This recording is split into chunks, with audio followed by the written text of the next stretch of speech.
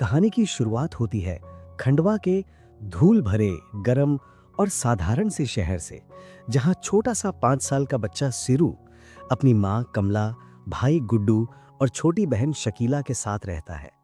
उनका घर छोटा सा एक कमरा होता है, दीवारें फटी हुई, छत टिन की, बट फिर भी उस घर में प्यार और हंसी खुशी भरी रहती है। कमला रोज मजदूरी करती है, पत्थर उठाती है, सिर पर बोझ लेकर चलती है और बच्चे अपनी माँ की मदद करने की पूरी कोशिश करते हैं। सिरू और गुड्डू अक्सर रात में रेल यार्ड में जाकर गिरा हुआ कोल इकट्ठा करते हैं, फिर वही कोल बेचकर दूध और खाने का सामान लाते हैं। गरीबी के बावजूद ये लोग जो भी थोड़ा सा होता है बांटकर खुश हो जाते हैं। एक दिन सिरू घर दूध की बोतल लाता है और गर्व से कहता है, देखो माँ, आज रात खाना आ गया।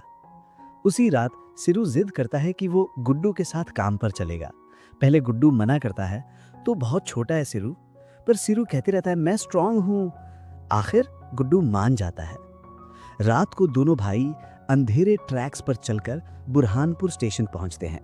सिरू थक चुका होता है, बार बार पूछता है अभी कितना दूर है। गुड्डू उसे बेंच पर बिठाकर कहता है, तू यहीं रुक, मैं काम देख कर आता हूं। सिरू थोड़ी देर में सोतिया जाता है, लेकिन जब आंख खुलती है प्लेटफॉर्म बिल्कुल खाली होता है। गुड्डू कहीं नहीं। डर के मारे वो बार बार भाई का नाम पुकारता है। वो सोचता है शायद गुड्डू ट्रेन में होगा, इसलिए एक खाली ट्रेन में चढ़ जाता है। पर कुछ ही पल बाद दरवाजा बंद हो जाता है और ट्रेन अचानक चल पड़ती है। सिरू रोते हुए मदद के लिए चिल्लाता है, पर कोई नहीं सुनता। ट्रेन 2 दिन तक बिना रुके चलते रहती है, और जब रुकती है सिरू पूरे तरह थका, भूखा और डरा हुआ कोलकाता पहुंच चुका होता है, अपने घर से 1600 किलोमीटर दूर। एक ऐसा शहर जहां वो जुबान भी नहीं समझता। यहां से उसकी असली कहानी, उसकी जिंदगी की सबसे पेनफुल जर्नी शुरू होती है। कोलकाता जैसे बड़े भीड़ भाड़ वाले शहर में एक 5 साल का खोरा हुआ बच्चा सिरू बिल्कुल अकेला पड़ जाता है। स्टेशन की भीड़, हॉर्न, चिल्लाते हुए लोग, गर्म हवा, सब कुछ उसके छोटे से दिल को और भी डरा देता है। वो बार बार लोगों से कहता है, खंडवा, मेरा घर खंडवा, पर कोई नहीं समझता कि वो क्या बोल रहा है। रात को वो स्टेशन के बेंच के नीचे सो जाता है। सुबह जैसे तैसे सड़कों पर फिरता है, गाड़ियों से बचता है, लोगों से भीख मांगकर कुछ खाने की कोशिश करता है। ये सब देखकर दिल टूट जाता है। एक छोटा सा बच्चा पूरे शहर की भीड़ में बिल्कुल इनविजिबल जैसा। कुछ दिनों बाद एक औरत नूर उसे देखती है। वो सिरू को खाना देती है, उसे घर लाती है और कहती है कि वो उसकी फैमिली ढूंढने में मदद करेगी। पहले तो सिरू को लगता है कि शायद ये सही इंसान है, पर धीरे धीरे पता चलता है कि नूर का इरादा साफ नहीं। वो सिरू को एक आदमी के पास ले जाती है जो उसे अजीब तरीके से छूता है। क्लियरली चाइल्ड ट्रैफिकिंग का हिंट। सिरू को कुछ गलत महसूस होता है और वो भाग जाता है, नंगे पैर, अंधेरी गलियों में, जब तक कि वो थक कर गिर नहीं पड़ता। फिर एक दयालु आदमी उसे देख लेता है और पुलिस के पास ले जाता है। पुलिस उसकी फोटो लेता है, अखबार में छपवाती है, पर कोई जवाब नहीं आता। जल्द ही सिरू को एक ऑर्फनेज भेज दिया जाता है, जिसे मिसेस सूट चलाती है, एक बहुत ही काइंड और समझदार लेडी। वो पूरी कोशिश करती हैं कि सिरू का घर मिल जाए, पर उसके पास सिर्फ 2 चीजें होती हैं, उसकी माँ का नाम कमला और एक गलत सुना हुआ गांव का नाम गोनिस्टले। इन दोनों में से कोई भी रिकॉर्ड में नहीं मिलता। महीनों की कोशिश के बाद मिसेस सूड उसे बताती हैं कि एक ऑस्ट्रेलियन कपल उसे अडॉप्ट करना चाहता है। सिरू पहले तो कंफ्यूज होता है, डरता है, पर फिर थोड़ी उम्मीद उसके दिल में जागती है। शायद ये किसी नए जीवन की शुरुआत हो सकती है। यहीं से उसकी जिंदगी एक नए मोड़ पर जाती है, एक बिल्कुल अलग दुनिया की तरफ। इंडिया की कियोस भरी जिंदगी से निकलकर सिरू एकदम ही अलग दुनिया में पहुंचता है, तस्मानिया, ऑस्ट्रेलिया। एयरपोर्ट पर वो एक छोटा सा टेडी बियर पकड़े होता है। डर और एक्साइटमेंट दोनों उसके चेहरे पर दिखते हैं। वहां उसे मिलते हैं उसके नए पेरेंट्स सू और जॉन। सू उसके लेवल पर झुककर मुस्कुराते हुए कहती है, वेलकम होम सिरू।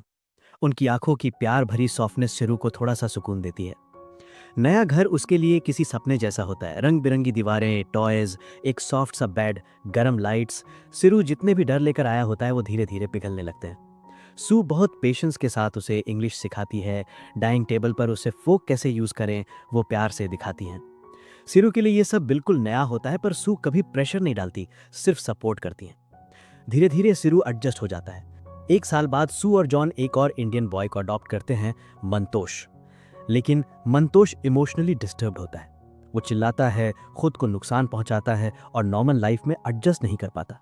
सू हर बार उसे संभालने की पूरी कोशिश करती हैं, पर घर का माहौल टेंस हो जाता है। टाइम पास होता है और सिरू बड़ा होता है, एक handsome, smart, confident young man. अब उसका रोल देव पटेल निभाते हैं। सिरू मेलबर्न में होटल मैनेजमेंट पढ़ता है, हॉस्टल्स में रहता है और अपनी लाइफ को बिल्ड करने की कोशिश करता है। यहीं उसकी मुलाकात होती है ल्यूसी से, एक काइंड, केयरिंग लड़की। उन दोनों की बॉन्डिंग नेचुरल सी होती है, धीरे धीरे प्यार में बदल जाती है। कुछ टाइम तक सिरू की जिंदगी परफेक्ट लगती है, प्यार, पढ़ाई, फ्रीडम, सब कुछ ठीक लगता है। पर एक सिंपल सी बात सब कुछ बदल देती है। एक डिनर में सिरू के इंडियन फ्रेंड्स बैठकर बचपन के खाने की बातें करते हैं। किसी ने जलेबी या जलीले जैसा कुछ बोल दिया और सिरू की आंखों के सामने फ्लैशबैक चमक पड़ती है। छोटा सा वो एक मिठाई वाले के सामने खड़ा गुड्डू से जलेबी खरीदने की जिद कर रहा होता है। तेल की सिजलिंग आवाज, मिठाई की खुशबू, गुड्डू की हंसी, सब एक साथ दिमाग में फ्लड की तरह भर जाता है। वो मेमोरी सिरू के अंदर दबा हुआ पूरा पास्ट हिला देती है। उसे एकदम से महसूस होता है कि उसके असली घरवाले शायद कहीं जिंदा हों या उसका इंतजार कर रहे हों। वो चुपचाप एक सर्च शुरू करता है। गूगल अर्थ खोलकर शहर, नदियां, ट्रैक्स, रूट्स सब कंपेयर करता है। 2 दिन के ट्रेन के हिसाब से रेडियस निकालता है। फिर गूगल अर्थ पर एक एक जगह जूम करता है। रात रात भर जागता है, खाना कम करता है, अपने दोस्तों से दूर होता जाता है। धीरे धीरे वो ऑब्सेस्ड हो जाता है, जैसे उसका दिल कह रहा हो कि जवाब वहीं कहीं छुपा है। समय के साथ सरू के अंदर एक खालीपन बढ़ने लगता है। ऑस्ट्रेलिया में सब कुछ होने के बाद भी उसके दिल में अपनी माँ, गुड्डू भाई और बचपन के घर की यादें बार बार जगती रहती हैं। नई जिंदगी ठीक चल रही होती है, पर अंदर से वो हमेशा अधूरा महसूस करता है। यूनिवर्सिटी में उसकी मुलाकात लूसी से होती है। लूसी उसे समझने की पूरी कोशिश करती है, पर सरू खुद ही नहीं समझ पा रहा होता कि उसके दिल पर कौन सी यादों का बोझ बैठा हुआ है। कभी चाय की स्मेल, कभी किसी खाने की प्लेट, कभी कोई गाना, छोटी सी बात भी उसको तुरंत हिंदुस्तान के बचपन में ले जाती है। धीरे धीरे वो गूगल अर्थ पर अपने पुराने शहर की खोज शुरू कर देता है। रेल लाइंस, रिवर्स, रोड्स, सबको जूम करके सोचता रहता, मैं कहाँ खो गया था, कैसे कलकत्ता पहुंच गया। ये खोज धीरे धीरे एक जुनून बन जाती है। उसकी रातों की नींद उड़ा जाती है, खाना कम हो जाता है, दोस्तों से दूरी बढ़ने लगती है। अडॉप्टिव पेरेंट्स के साथ भी वो इमोशनल गैप महसूस करने लगता है। उसके अडॉप्टिव मॉम सू उसके दर्द को समझ लेती हैं। वो प्यार से कहना चाहती हैं कि सरू हमेशा उनका अपना ही रहेगा, पर सरू के दिल में गिल्ट होता है। उसे लगता है अगर वो अपनी असली माँ को ढूंढेगा तो कहीं अपने अडॉप्टिव पेरेंट्स को दुख न पहुंचाए। पास्ट और प्रेजेंट के बीच की ये लड़ाई उसको अंदर से तोड़ने लगती है। फिर एक दिन एक छोटी सी याद, एक पुल, एक रास्ता, एक नदी का कोना, एक स्टेशन का एंगल, सब कुछ बदल देती है।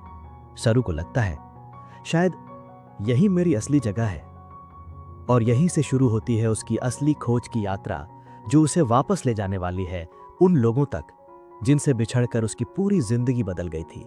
सरू की खोज अब सिर्फ तलाश नहीं, बल्कि उसकी सांसें बन चुकी थी। गूगल अर्थ पर हर जूम, हर रोड, हर नदी उसके दिल में एक ही आवाज जगाती, माँ मैं आ रहा हूं। एक रात वो एक छोटे से स्टेशन को जूम करता है और धीरे धीरे मेमोरीज मैच होने लगती हैं। रेल ट्रैक्स, पत्थर, नदी और एक छोटी सी बस्ती। उसकी आंखों से आंसू निकल आते हैं क्योंकि उसे अपना असली गांव गणेश तलाई मिल जाता है। अगली ही सुबह वो बिना सोचे समझे इंडिया की फ्लाइट बुक कर लेता है। कोलकाता पहुंचते ही सारू अपने बचपन की हवा, गलियां और आवाजें महसूस करता है। टैक्सी से अपने गांव जाते वक्त उसका दिल हर सेकंड हेवी होता जाता है। ये सफर उसके लिए सबसे ज्यादा पर्सनल होता है। जब वो अपने बचपन के घर पहुंचता है तो सब कुछ बदल चुका होता है। घर टूट चुका होता है, बिल्कुल सूना सूना। उसको यकीन ही नहीं होता कि वो वही जगह है जहां वो अपनी माँ और गुड्डू के साथ रहता था। गांव वाले पहचान जाते हैं कि ये वही लड़का है जो बचपन में खो गया था, और बताते हैं कि उसकी माँ सालों तक उसका इंतजार करती रही। गांव वाले उसे उसकी माँ के घर ले जाते हैं। सारू का दिल रुक सा जाता है। दरवाजा खुलता है और उसकी माँ सामने खड़ी होती हैं, कमजोर पर उम्मीद से भरी। एक पल के लिए वो उसे देखते रहती हैं, फिर रूनी कर उसका चेहरा पकड़ लेती हैं। सारू रो पड़ता है। माँ उसे गले लगाती हैं और कहती हैं कि उन्हें हमेशा यकीन था कि वो जिंदा है। माँ बताती हैं कि गुड्डू अब इस दुनिया में नहीं।